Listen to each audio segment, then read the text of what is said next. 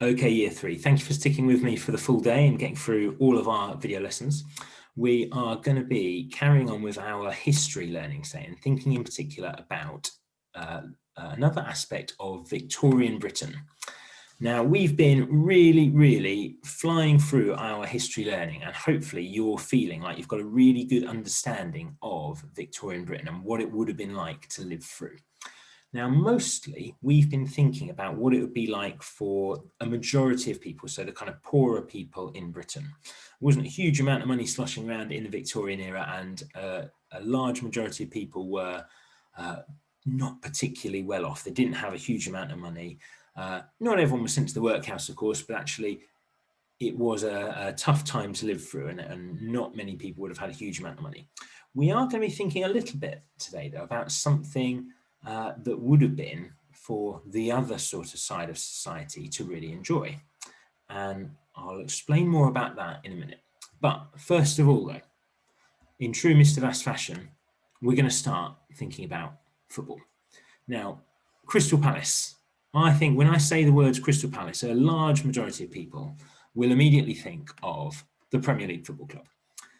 Here is Joel Ward. He used to play for Portsmouth. Of course he did. He's also, fun fact, he's from Chichester. He used to go to Bishop Luffer High School. So some of you will either have brothers or sisters that go to Bishop Luffer, or you yourself might well end up there in a few years. So if you're a football fan and, possibly thinking about going to Bishop Luffer, good role model for you here. Joel Ward, nice guy. And so, yeah, Crystal Palace Football Club. They are a Premier League football club. And you might quite reasonably be thinking, all right, Mr. Vast, but what's this got to do with the Victorians? What on earth has Joel Ward, modern day Premier League footballer, got to do with the Victorian period? Well, let's have a little look at the Crystal Palace Football Club badge and see if there's any clues. I've got their modern badge here, and this is one from, I think, the sort of 90s, maybe they used there. Now, you might be going, well, okay, there's a date on there. I can see 1905. That was just after the Victorian era. Queen Victoria died in 1901. So they weren't set up in their current form in the Victorian era. So what on earth is this all about then? Why on earth is Mr. Vast talking about Crystal Palace? Well, what else can you see on the badge? Forget the eagle and forget the football, forget the Crystal Palace bit. What else can you see on there? There's this kind of unusual building, isn't there? There's this kind of ornate building. And actually, if we stop and think, Crystal Palace sounds like the name of a building, doesn't it? It sounds like quite a sort of fancy, posh building, Crystal Palace. Maybe something for very important people, perhaps. And the football club, Crystal Palace, and indeed the area of London that's now known as Crystal Palace, is named as such because of a very fancy building which was once there. And we're going to be learning about that fancy building today. So this fancy building which I'm talking about, which was nicknamed the Crystal Palace, is this. And this was a building, a very special building that was built in the Victorian era. Now, there are very few photographs of it. This is obviously a kind of cartoon version of it, but we do know an awful lot because of the huge amount that was published about it at the time. So this was an absolutely enormous undertaking and a very special building, which the Victorians were extremely proud of. This was, I'd say, originally built in Hyde Park, which is not where Crystal Palace, the sort of area of London, and the football club are now. It was originally built in Hyde Park and then moved. You might be thinking, how on earth did they move a building like this? Interesting. And what was really special about this building was that it was made with glass panels. So the vast majority of it was glass. That made it a little bit like a greenhouse. If you perhaps, gran or granddad might have a greenhouse in their garden, and maybe they grow some tomatoes in it.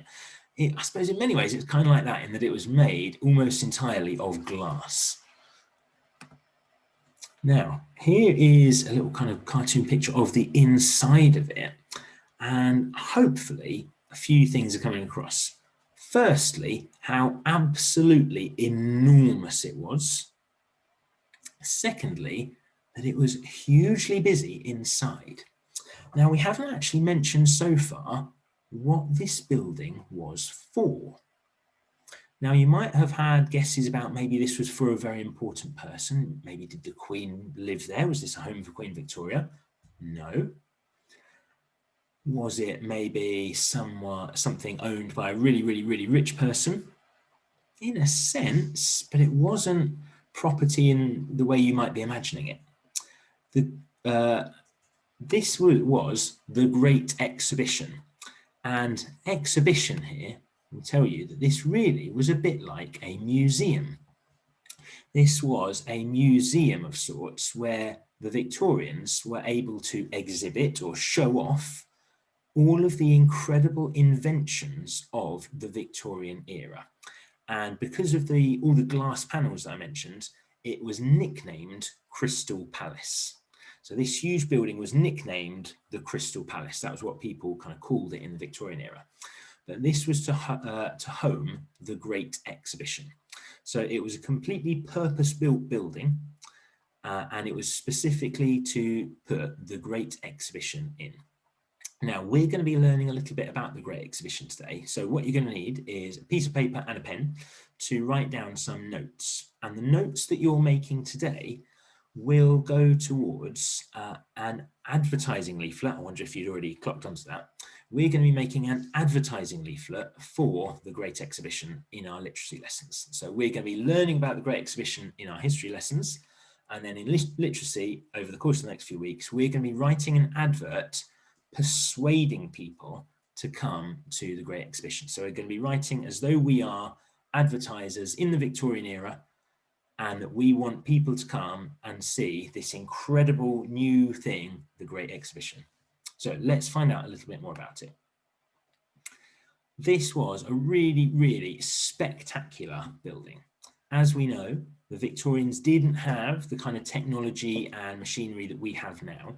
And so a building on this sort of scale and of this sort of luxury would have been absolutely incredible. Now, there's a really good video here.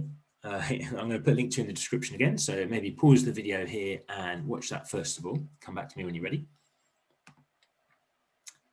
So I mentioned that this was to house a lot of the amazing inventions which had been made in the Victorian era.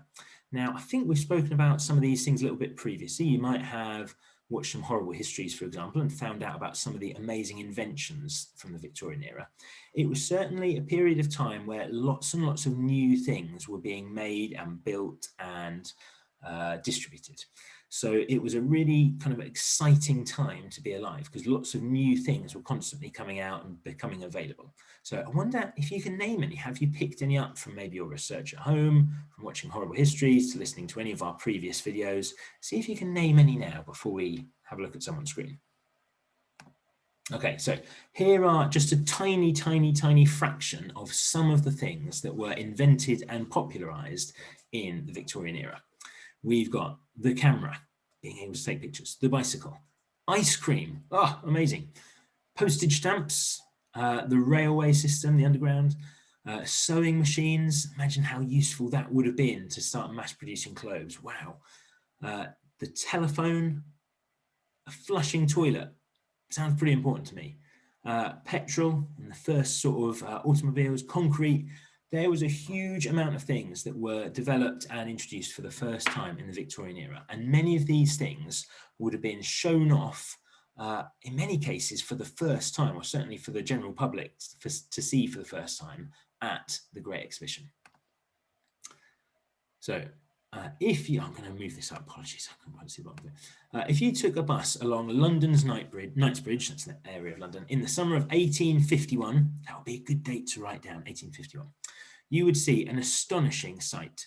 Glittering among the trees was a palace made of glass. It was as tall as the trees, indeed taller, because the building arched over two of them already growing there, as if, like giant plants in a glass house, they had been transplanted with no disturbance to their roots. So they actually built the building, the Great Exhibition Hall itself, around a couple of trees. So there was trees inside the building. Whenever it rained, that washed the dust away from the glass and that made it kind of glimmer in the sunlight. So it was a really, really spectacular building. And quite simply, nothing like this had ever been seen in London before.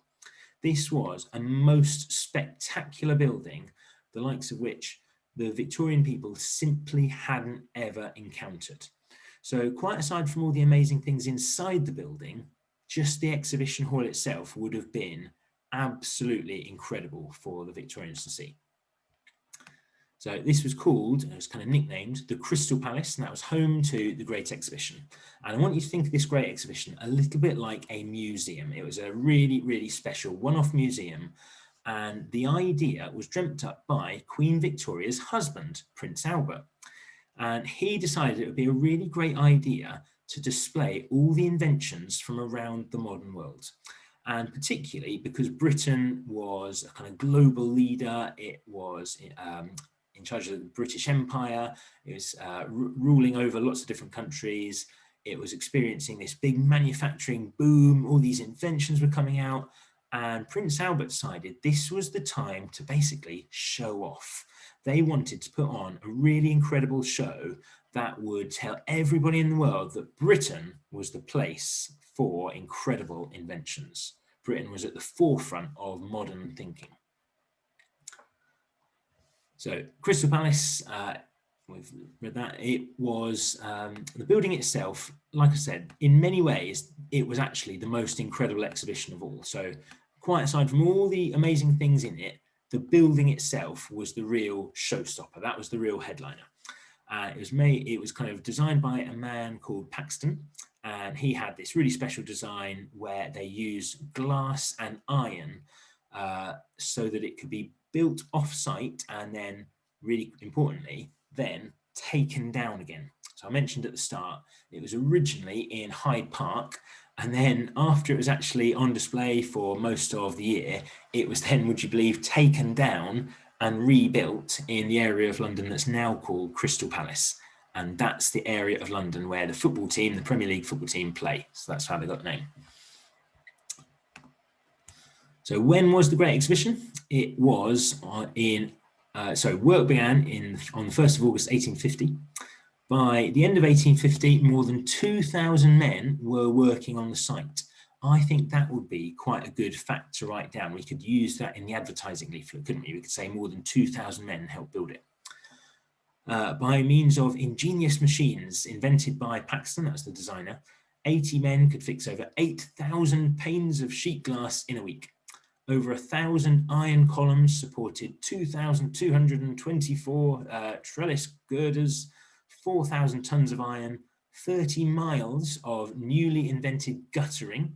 Guttering sort of helps transport rainwater away from roofs and things. And 202 miles of sash bar.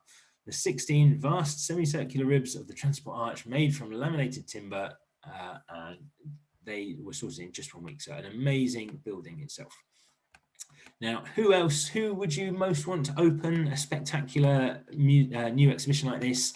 Of course, you get the big guns out. So Queen Victoria herself came and opened the exhibition on the 1st of May 1851, right on schedule. She became a frequent visitor. At first, the price of admission was £3 for gentlemen and £2 for ladies. Now you might be going, that's super, super cheap. That's amazing. £3, that would barely get you, a cup of coffee these days. Let's have a look and see how much that would actually have costed with kind of inflation and everything else. I'm just having a quick look on my phone for you. So in 1851, £3 would have been a lot more valuable than it is now.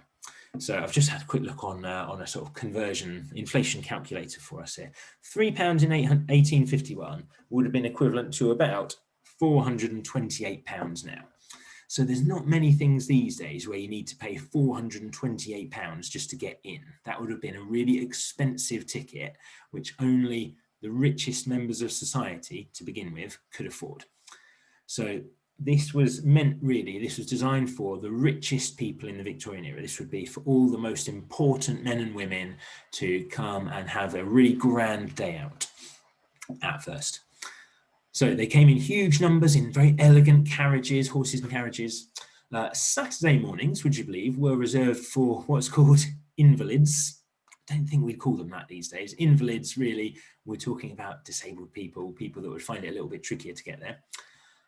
Now, after the first few weeks, when all the rich and famous people of the Victorian era had been, they actually made it more accessible. So the first few weeks, a kind of VIP launch, if you like, the first few weeks only for the rich, wealthy and famous.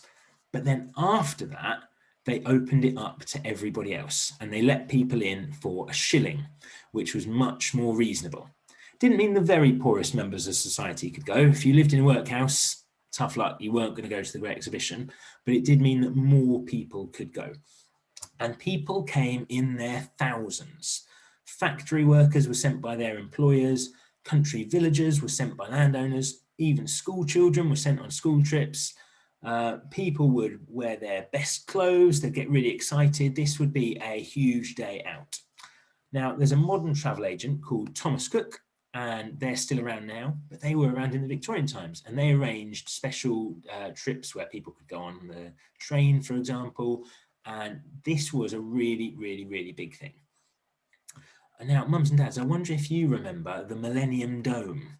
I was thinking this is probably the closest thing we've come in the modern times to this, where there was a huge, massive public exhibition where everybody was kind of encouraged to go. It was a big, huge event. That was in the year 2000. It's now what we now call the O2 Arena. I'm sure many of you have been for pop concerts and things. So when the Great Exhibition closed, and this was on the 11th of October in 1851, over 6 million people had gone through the door. So 6 million people had visited, which is a huge number. Instead of the loss, which they initially predicted, they didn't think they were going to make money from it. It was just designed to kind of impress the world stage.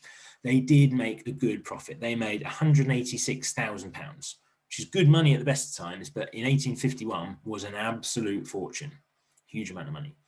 And that money that they made from it, they used to create what we now call the South Kensington Museum. So if you've been to the V&A Museum in London, that V&A stands for the Victoria and Albert Museum, which is obviously Queen Victoria and Prince Albert, who this was his idea. So the money from the Great Exhibition in 1851 went to paying for these new museums and things. There's also Albert's Memorial, which again is sort of really nearby to the Royal Albert Hall, which again is there now. So what was inside? Let's find out a little bit about what types of objects were there. There were more than 100,000 objects. Wow, that is a lot, isn't it? That would be a really good number to write down. There are more than 100,000 things you can come and see. They were displayed along more than 10 miles of kind of corridors and things. And there were over 15,000 contributors, so 15,000 people wanting to show off their invention. Britain, as the host, occupied half of the space inside, but the other half was from other countries, including people from the British Empire. So the biggest thing was a massive hydraulic press, so that was a kind of bit of machinery. There was also things like, oh, so it's also about the things there. So let's go on. There was the printing press. So this is a really, really amazing thing. The printing machine could turn out 5,000 copies of a magazine or a newspaper in a single hour. That was a massive advancement. It meant that people could get things like books and newspapers printed far more easily. A machine that folded envelopes automatically, a machine that made cigarettes, all kinds of things, all sorts of amazing things were put on show. Here's an interesting one. Tangible ink for the blind. So that's a little bit like Braille, which they have now. The whole gallery was devoted to carriages that were kind of like early cars. You can see early versions of the bicycle. These would have been shown. There was the printing presses, textile machines, sewing machines, agriculture machines, the steam engine that would have been on show. every conceivable invention. This was actually a quote from the Queen that she wrote in her diary, every conceivable invention, which basically means everything you could possibly imagine. Now, Canada, they were a member of the British Empire at the time. They sent a fire engine with painted panels showing Canadian scenes and a trophy of fur. India, again, member of the British Empire, they sent a throne of carved ivory, a coat embroidered with pearls, emeralds, and rubies. Amazing things. They even sent a stuffed elephant that could then sort of be wearing all of these amazing things sent over from India. Incredible. Aha, now this was one of the most special items in the exhibition. Russia, they sent theirs over a little bit late. They were delayed because it wasn't just as easy as getting on a plane. Then, of course, you had to come by boat. When they did arrive, though, the Russian exhibitions were really, really special. Chile sent a single lump of gold weighing 50 kilograms. Ooh, that's a lot. Switzerland sent some gold watches. Now, I mentioned one of the most incredible things of all, and I think this would be, again, a really good thing to mention in your advert when we get to it. I'll just make this a bit easier to see. And it's this picture on the right here. Amongst all the amazing things, one of them that really captured the public's imagination was this, and it's called the Koh-i-Noor diamond. The spelling for that is just there, Koh-i-Noor. I think this would be a good one to get down. The Koh-i-Noor diamond was said to be priceless. It was inestimable value, which means no one could actually decide how much it was worth because they didn't think anyone could afford it. Most people actually sort of found it a little bit disappointing because it's essentially just a fairly small diamond. Well, it's a fairly small thing, but a very, very large diamond. And that lay in a safe like a large parrot cage, and on special days it was lit by a dozen little gas jets, so it made it really special.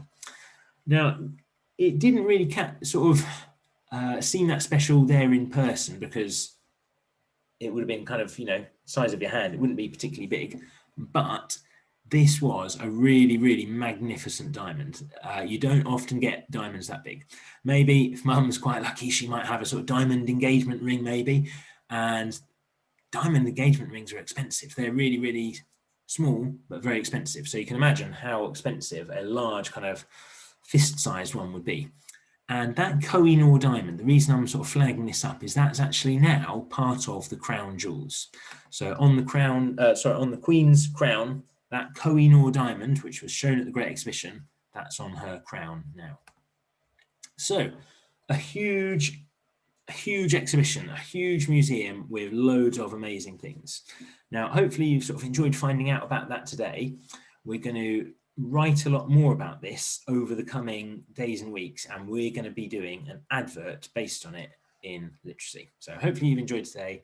I will see you back again for some more videos tomorrow. Have a great rest of your afternoon. See you soon. Bye.